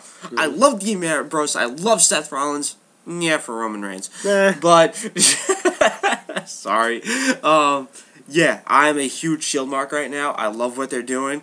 I guess the stuff on Ryback, once again, they're probably going to set a match up. Yeah. Wouldn't be shocking. But I love to know by the end of the Rumble or even at WrestleMania who they're working for. Right. And if they're working for anybody. If they're working for anybody, it would be Right. kind of nice. But I will discuss something in the future that I talked with Anthony about, and it's a way to turn Cena heel, but we're not going to talk about that now, and we'll talk about that in the future. It's a great way to get him a heel turn if they do it right. But back to the Shield beat up Ryback. Shield beat up Ryback. There was a very good match. It was good. I'm not going to say, like, classic, but it was a good match between Punk and Ryback. I believe it was a TLC match. Okay. All three elements were used. Again, I do think Ryback has potential. I do think he does. I do like the look. I know WWE likes the look of Ryback. What happened was Ryback, for the most part, dominated the match. But CM Punk did get in. It was like the Hell in a Cell match that they had. Yeah. CM Punk had... Except no Brad Maddox, right? no Brad Maddox. He had a backstage segment, which was just... It wasted time, I guess. But okay. I saw that backstage. I thought it was awkward. It was dumb. But once I don't know again, what that Paul was supposed to Heyman's a prove. genius, so he could actually make that promo good, and he did. Right. So again, the Ryback CM Punk match. Again, we knew Punk was going to win, but again, Ryback still had a good showing. Particularly in one instant where he lifted Punk over the ropes, threw him through a table, and people started going nuts because I guess if you're live, it has a different vibe to it. Yeah. So people thought, yeah, Ryback's going to win. He has his hands on the title. The lights go out, and when Undertaker. yeah, right. the lights come back on, and as Ryback he's at the top of the ladder, so is Shield. Both Dean Ambrose and Seth Rollins are attacking him at the very top of the ladder. And then Roman Reigns starts tugging on his leg. They pull him down. Again, Ryback has a good showing. He beats them up for a little bit. But then, the numbers game catches up. Yeah, I got you. And they had a spot where they threw Ryback through a table that was on top of the steel steps. So again, Ryback was done in by the Shield. CM Punk won. Ah, well. Go And figure. you had King and Michael Cole going, yeah, are you telling me that they're not in cahoots? This is ridiculous. They've made it so obvious tonight that they're in with Punk. I don't think so. I think it's too obvious. I think it's too obvious. It can't be that simple. It just can't. I would like to think it's not going to be that simple. That they're just working for Punk. Yeah. That he just hired them to do this. I would like to think they do have some other type of motivation. Now, would you say that they help Punk get Rumble? Would you say they're still working for him? If they what? Interfere in Rock's CM Punk's match at the Rumble. Not necessarily, because one argument that Shield could say, they're about the whole justice thing, right? Yes. They're about getting rid of injustice and all Yeah. that stuff. If they were to attack Rock, they could easily refute them working for Punk by saying, we think it's injustice that someone doesn't come to Raw every week and then gets a title shot. That's true. They could say it's not fair to everyone else in this business. It's not fair to us. So we attack The Rock because he doesn't work here anymore. He doesn't show up. He doesn't do any. He's just not there on Raw every week, and then he gets a title shot. Yeah. Even Rock fans have to see that there is a sense of injustice there. You're right. You know? But that's the way I think they can justify them attacking The Rock without necessarily saying they're working for Punk. Exactly. Just a quickie. What do you think closes the Rumble? The Rumble match or Rock versus Punk? I can only remember one instance where the Rumble didn't finish off the Royal Rumble pay-per-view. And that was the year where Kurt Angle versus Mark Henry was the main event. That was the one year. It wasn't that good a match again. That puts a sour taste in my mouth. But after the match, The Undertaker made a return. Oh, yeah, that's right. Remember? I remember that. He did this lightning thing, which broke... Oh, yeah, I remember that. Broke the ring. He broke the ring. And I gotta believe that's why it was the last match on the card, Yep. because, you can't have the Royal Rumble in a broken ring. Come on. I'd like to see that.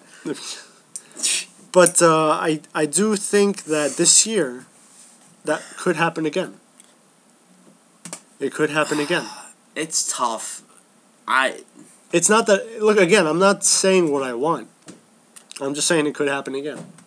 It's very possible. When you have a star like The Rock, it changes up things. It changes up a lot of things. You got to remember WrestleMania from last year. The main event wasn't a title match. No, you're right. Now, check this out. See if The Rock loses, right? Now, it's the second thing, the main event. The Rumble's the main event. Do you see The Rock being in the Rumble? I could see that. Just shocking the world, and after losing to CM Punk. he comes back in the Rumble. Because if Ziggler has the money in the bank and enters himself in the Rumble, obviously you can do anything you want. Yeah. Am I right or wrong? No, you're right. You could work with that. I do think that's what I'm saying. That's not necessarily what I want. That Rock's match finishes off the pay-per-view. Because I believe if you have the Royal Rumble match as the last match, it gives you much more potential. Yeah. For work something in storyline wise. Okay. If one of heavyweight match, if the heavyweight championship match or the WWE championship match doesn't go the way a certain someone wants it to go, they could just enter the Rumble right there. No, you're right. So I think one thing I do hope for this Rumble, I would like to see more big names. Yeah. I felt like last year's Rumble was a disappointment. Oh, yeah, Big Show coming out at 30 was no surprise. I'm going to be honest, I was probably foolish for this, I was foolish for this. I expected Lesnar to make a return at the Rumble. Well... But, and then the Big Show coming out. I mean, of all people...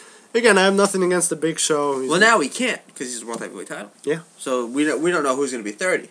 I'm hoping it's a surprise. Like, do you expect a shock at the Rumble? I mean, do you expect a surprise entry? Because, okay, Diesel was last year. Michael Cole, never again. Booker T... No. Was Diesel last year? I don't think he was. Yeah, Diesel was last year, I think. When he came into the Royal Rumble? Yeah. No, that was at the Tea Garden. That was in Boston. I thought he was in the Rumble last year. I don't think he was. I think last year's surprise entries were...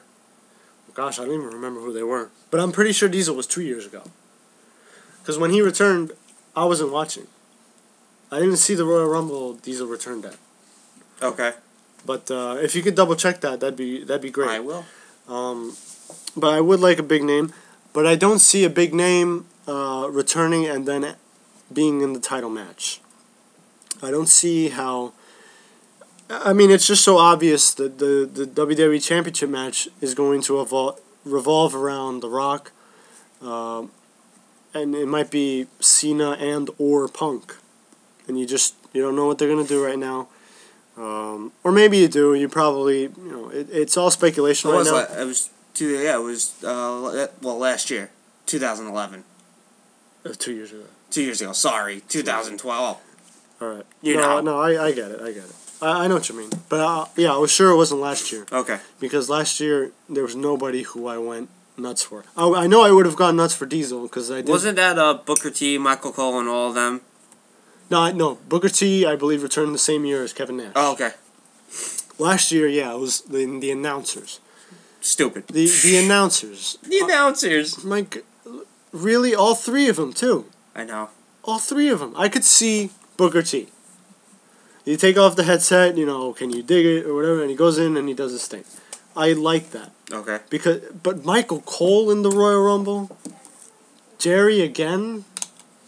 How many times are you gonna? Do you realize they wasted 3 spots there? Yes, they did. They did. It's sad, but true. And how many? Can you imagine being one of the mid-carders? You're there, you're excited for the Royal Rumble, and you're thinking, all right, I might finally get to be on a pay-per-view. I might be in there for a couple seconds, but hey, I'll be out there.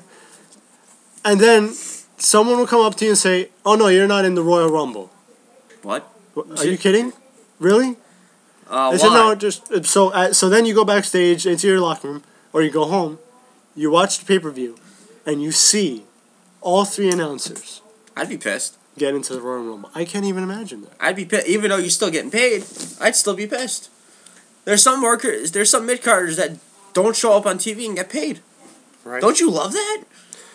It's ridiculous, but, I think we pretty much covered Raw. Overall, not too shabby. Okay. Not too shabby at all. The other thing going last night was that terrible BCS game. Yeah, for those... The reason we covered Raw the way we did in terms of the way it ended first was because if you were like us, maybe you were tuning into the BCS game, and then after halftime you just left. It just got so out of hand so quickly. And I gotta believe the turning point was that punt off that never was. Terrible. Look, I'm gonna be honest with you. I don't prefer Alabama or Notre Dame. I don't believe John here does either. Well, I am a Notre Dame fan, but not so hardcore. Okay. I am more of a Colorado Buffalo fan. I don't let the jokes linger. I am a diehard Bills fan. Just to let you guys know, and a diehard Met fan. So let the jokes commence. Totally understand. But Well, I mean, that game was a joke. yeah, it really was. And it didn't. I mean, how was the build for it? I mean, I didn't. it was built to be. I kept hearing like a close game. My dad called it absolute blowout. He was correct. 42-14. But I think the whole turnaround was a horrible, disgraceful call on a fair catch. What amazes me was that the ESPN commentators tried to justify it. Well, not the commentators themselves. If you've watched football games and you have this call, you'll notice that they now have this. I don't know exactly what it's called, but it's like some ref supervisor or whatever in the booth. Yes. And they'll ask them, did they get this call right? And he said yes. Absolutely. The guy muffed the punt, then he got hit, which is, hey, as long as I've been watching football, that's fine. Yeah. And he said they got it right. Now, what was his excuse? Did he say that it was because they were within a few feet of him? Yeah, something like that. All right. I mean, I don't know how you judge how close he was, because the closest guy to him was his But own I teammate. believe the Bama player pushed him into him. But he still missed him. Right. Like, completely just and went then around and him. then it was the Bama player who ended up, Muffing the kick. muffing the kick, and I think he ran into his teammate, like he chipped him or something. But I just don't get it. Horrible. Again, I'm not trying to defend, because from what I hear, Notre Dame gets a lot of calls their way. That's what I keep hearing. I mean, I don't see enough of Notre Dame to I know. make that judgment. But, I do feel if Notre Dame was as good as we thought they were, they would have rebounded. I mean, for them to just keep up giving touchdown after touchdown was just... That was getting ridiculous. It was ridiculous. It was like a Jets game. Ta! And yeah, I'm a We'll get to that I'm a another Jets time. fan, so oh gosh, I know what it's like to give up a ton of touchdowns in just mere seconds. But it was a disappointing game. I'm sure it was great for Bama fans. Don't get me wrong. Oh, of course. If you're a Bama fan, you thought it was Congratulations. you thought it was the greatest game in the history of college football. Again, I second what John said. Congratulations to Alabama. They deserved it. Although I would have liked to see Ohio State in the final. Oh, I think so. But this is my problem. Don't get me with Ohio State. They're still ranked and not allowed to compete in the bowl game. That's bullshit. Don't rank them. You know? Okay. I understand. Sorry about that. That had me fuming a bit, and I wanted to get that out. That you rank a team, and they're not allowed to compete. Right. Did they go 11-0? Ohio State? I think they went 12-0. 12-0. Okay, so we have a team that goes 12-0. You rank them 3, nowhere to be found on the bowl schedule. I understand they're suspended, but if you're gonna suspend them, don't rank them. Yeah, I didn't get that either. That makes really no didn't. sense. Am I right or wrong? No, you're right. I mean, It's silly. it's like a taunt. I mean, hey, you guys are number 3, but no bowl game for you. No bowl game for you. Because I just- think about it. Then if they're allowed to get in, I think Ohio State gets in over Bama, and you have Notre Dame versus Ohio State for the national championship. Yeah. That's how I see it. That's just me. No, like I said, that's just been fuming. I'm sorry about the curse word and all, but yeah, that pissed me off to a point where it's a bunch of BS. You know, BC. I was gonna say BCS. It's BCS BS. You know, but yeah, it was a bunch of BS, and yeah, Ohio State pretty much got screwed on that part, and you know, college football's over. Thank God. After that embarrassment, I can't even talk about it. I really don't know what to say. I mean, because if it's a good game, there's a lot of spots you can talk about. You can talk about game changers, momentum shifts. This one was just pure. It was an Alabama highlight reel.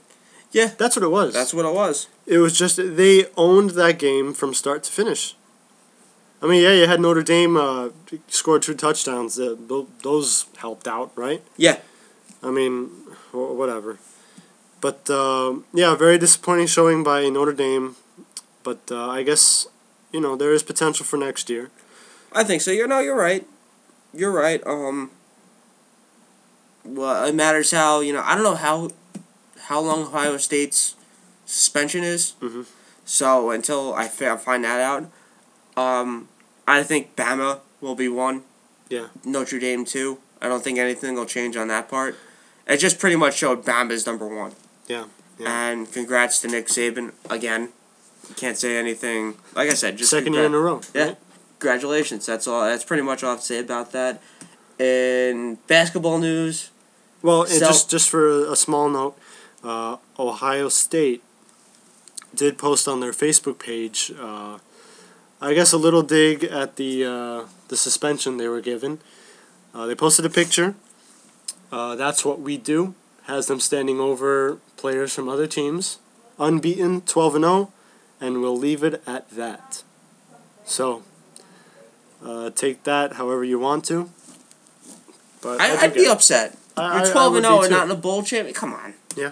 I mean, that's like I said, BS. But congratulations to them. And in other sports news, Celtics, Knicks, intense. Really? Intense.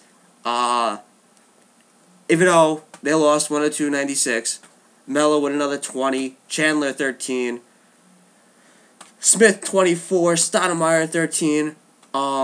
Fight after the game. I heard about that. I'm seeing a brawl happening between Melo and Garnett. Okay, which means the whole team then. Yeah, it's gonna be a fight. Yeah. These two teams hate each other, and I'm a diehard Knicks fan. And the way everything played last night, I didn't see most of the game because I was focused on more of the BCS game and the Raw coming up. You know, the Raw show. Yeah. And the blowout made it so much easier to focus yeah, exactly. on everything else. God damn it. Damn you, Notre Dame. Yeah, so it was kind of hard to follow all three going into the night, and a lot of pushing, a lot of bumping, and Melo went into the locker room, had to be held back from Knicks players from going into the Celtics locker room. So, but it's funny that you say that these two teams hate each other. Well, I think everybody hates the Celtics. I think so. I think everyone just hates, in particular, Kevin Garnett and Rajon Rondo. Yes. Because I see Rondo trying to get in fights with everybody. A couple weeks ago, I saw him try to get in it with Chris Humphries, with the Nets. I think Humphries, I forget what happened between him and Garnett. Then you have Rondo come out of nowhere and try to fight the guy. But I don't know. I just think these guys... I don't watch that much basketball. I'll be honest with you guys. I just don't like what it's become. But I understand why people do still watch it. I'm not a LeBron James fan, but his games are good. Oh, don't get me wrong. It is exciting to see the Knicks have this new life. We saw, shades of it last year, and it really has turned into something. A lot of it has to do with Jason Kidd. That guy just has to be one heck of a teammate. Well, remember, because it's still a long season, and these guys are over 40. Oh yes, absolutely. But I gotta believe that Jason Kidd is just more than just a good player. I believe. This isn't coincidence. It can't be coincidence that he shows up to a crappy Nets team and brings them to the final twice. Now he shows up to the Knicks, and it seems like they have that. It seems like they have something that they were missing last year. Their record shows 23-11 so far. Yeah. And Jason Kidd has had his own personal demons or whatever, but his contributions to basketball teams is just very impressive. It is very impressive. It is, and hopefully the key is staying healthy. It's good to have Stoudemire back, and I'm glad he's coming off the bench like he should. Uh-huh. Like I said, it's just everyone's a bit old on the team. But Melo's still young. JR is still young. We just have to deal with Jason Kidd, Marcus Camby, Rashad Wallace. It's tough when you're 40 and, you still have... let's see, how many games are we in? Give me a second. That's fine. I just don't... Well, there's a lot of sporting news coming up. You're 34 games in. Oh, okay. And... 40 years old. Let's see how they're acting around game 60 and if they're falling down or not. Okay. Because you get bad knees at 40 and stuff like that.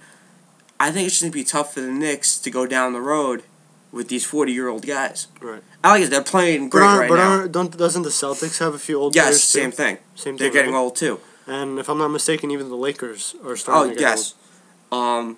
Or have been old. I don't know. It was the joke. A lot of people were saying that the Knicks got older, and a lot of teams are getting younger. Okay. Yeah. I mean, I love the way the Knicks are playing right now. I love their coach. A lot of people didn't. It's a good change, and I'm just hoping it continues. As for other news, Mets pitch interesting Carl Pavano. I don't know why. Oh boy. Well, I can tell you this much. This show that we're doing, we're gonna do our best to report on every team in the league. But for the off season, for me to hear, I'm a Yankees fan. I've been a Yankees fan. Not one of the front runner Yankee fans. I've seen very bad play from them. I was a fan of them from the early '90s. Back when they were missing the playoffs and all that stuff. So I'm not one of those fans who just showed up when they started winning World Series titles. But I can tell you right now, Carl Pavano, what a disappointment in pinstripes. He's 37. Okay. Mm-hmm. Went 2-5 with the Twins. 6 ERA and 11 starts. Missed time with a bone bruise in his shoulder. That's another thing. Very injury prone. I know. Oh my gosh, I'm trying to remember. I think I could count on one hand the amount of starts Carl Pavano made for the Yankees. You're right. I know I'm exaggerating right now, but the guy just keeps getting injured. He'll heal up from one thing, and he'll get injured in another part of his body. It's ridiculous. You can't have that. You're right. You can't have that. And same thing with Grady Sizemore. Yankees and Mets both interest, yes or no? For Grady Sizemore, I do. I believe it depends on what they do with Curtis Granderson. Okay. I believe it depends how that outfield is going to look. Grady Sizemore, I like him, although I don't know how durable he is. When he's healthy, he's great. Yes. Don't get me wrong. I love the guy. If the Yankees sign him, I wish more power to him. I would love to see him in pinstripes, but I want him to be healthy. Time and time again, the Yankees invest in these players that just get injured. Pedro Feliciano. A signing from the Mets. He was supposed to be our prime left-handed pitcher from the bullpen, the guy who was meant to set up Mariano Rivera. And what happens? He gets injured, or I believe it was a nagging injury this time, and he's out for 2 seasons. You're right. Well, guess what? How long was the contract the Yankees signed him to? 2 seasons. You're right. Go figure. So I'm just tired of signing guys who are very injury prone. But I might make an exception for Grady Sizemore because I do like him very much when he is healthy. Correct. What about you as a Mets fan? It's sad to say. If healthy and ready to go, yes. If not, absolutely not. Because he is injury prone. And, of course, Mets players always get injured some way, somehow. It's a tough call. It really is a tough call.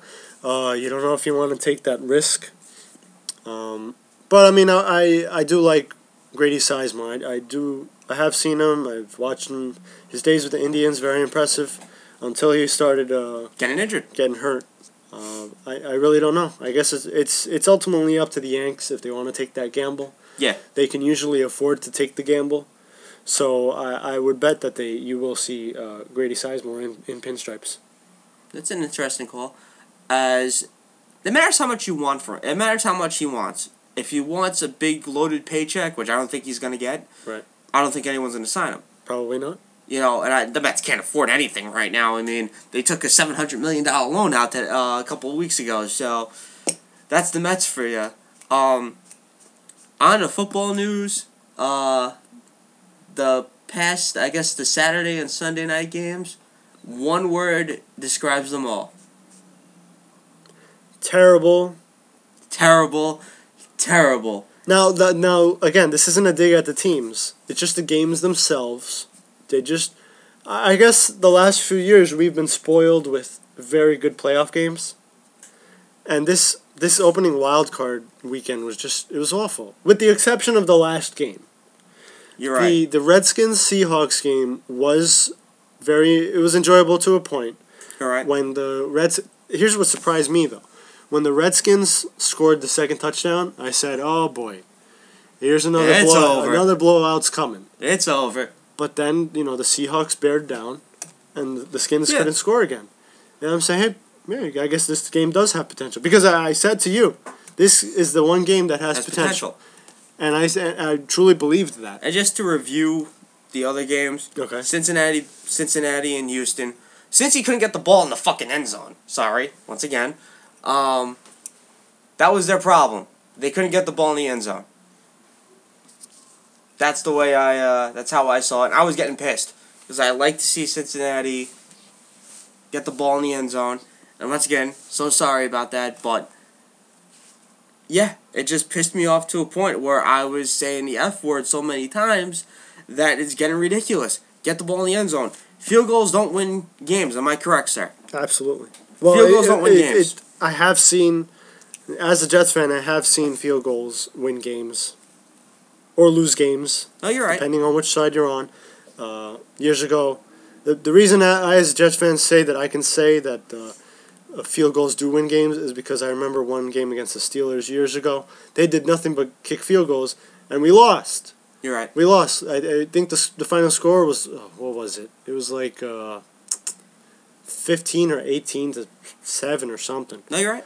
But against a team like Houston, I don't think you could just kick field goals. No, you can't. You just can't. You can't. And once again, congrats to Houston going on next week. Going on to New England. That should be. That's going to be a good rematch. It's nice to see. So, Green Bay, Minnesota. Ponder, one word. Don't be the quarterback of Minnesota. Michael Jordan played with a... That's not one word. Sorry. Shut up. Michael Jordan played with 104 flu, and according to that, he had the flu, but then I saw a picture of what actually happened. Okay. I understand why he didn't play. But, man up. That guy Webb. That guy Webb. That guy. Poor guy, man. I don't want to rag on him because he was just thrown in there. I don't think he wasn't even close to ready to play that game. No. You could see that there was one play, I think it was in the second quarter. He's getting sacked and he throws the ball straight up. And I didn't even care who won, but I just yelled at my TV. I was like, what are you doing? What are you doing? I mean, he took a big gamble there, and I guess the gamble was linemen can't catch anyway, so it'll probably hit the floor. But no, that scared the crap out of me. But again, it didn't do anything, but it got ugly from there. It just there was nothing to see. No, you're right. Nothing to see. Webb is just I guess that's all he will be, a backup quarterback. That's it. Yeah. That's all I just think that's all he ever was. But and that Ponder, I'm quite upset about. I think he should have played. Man up. It's a playoff game. Okay. And pretty much just like they pretty much depended on Adrian Peterson to win the game.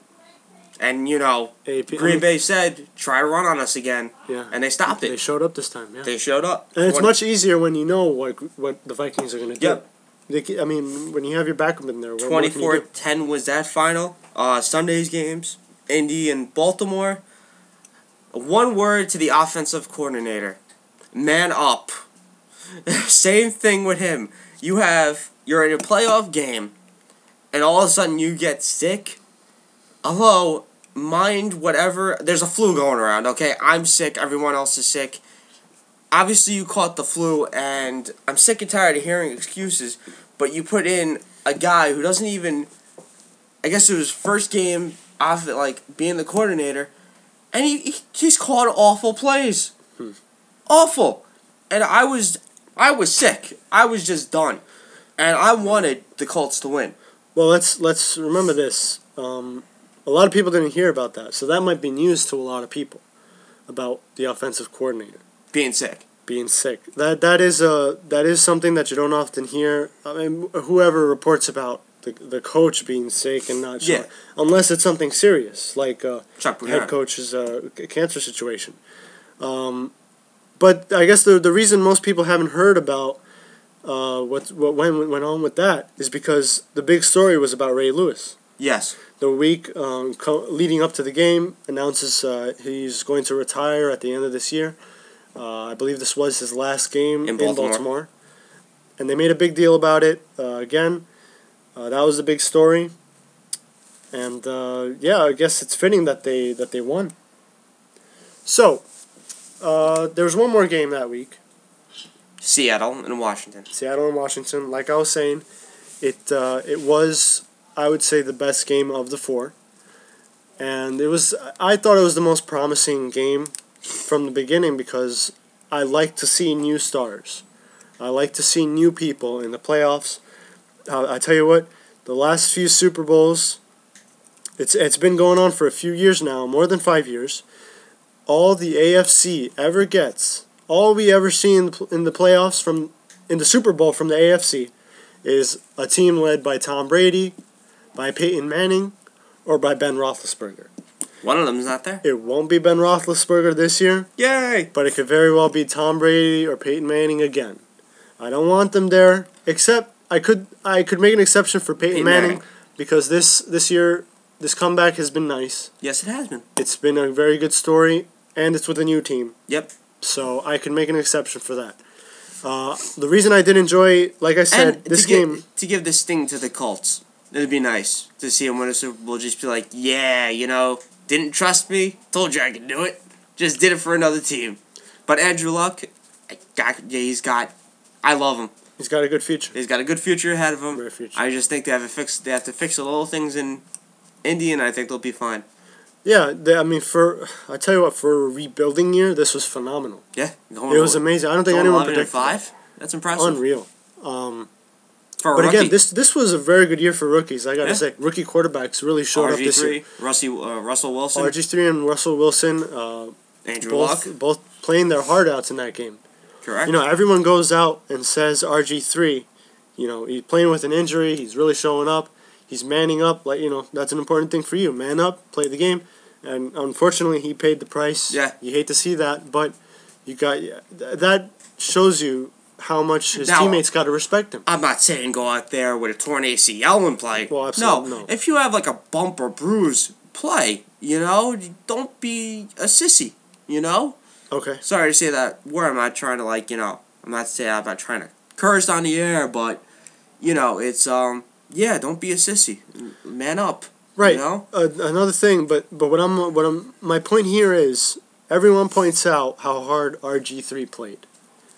I think he played his heart out. He played his heart out. He played until he just couldn't play anymore. Literally. The way that knee gave out, you don't want to see that. You expect it to happen on a hit. Yeah. But for it to happen while he's trying to make a move. No, he wasn't even making a move. He was trying to get the ball. Oh, the snap was technically making a move. Yeah, the ball was snapped low. It started bouncing around. He's basically trying to recover a fumble, and his knee gives out. And as soon as I saw him go down, I was like, "Oh man, it sucks. That's rough. It is. That's rough. It's very rough." And but the one thing I want to point out is that Russell Wilson also played his heart out. Yes. The way he was throwing blocks out for Marshawn for Lynch was just unreal. I've never seen a quarterback run ahead of the running back and throw a block, and it resulted in a touchdown. Russell Wilson, he has my respect. The only thing is that I really hope this doesn't come back to bite him and make him, that he doesn't get an injury trying to throw a block. But, these two rooks really played their heart out. It was a great game. Like I said, I'd love to see new stars in the Super Bowl this year. Or maybe a star that hasn't been to the Super Bowl this year.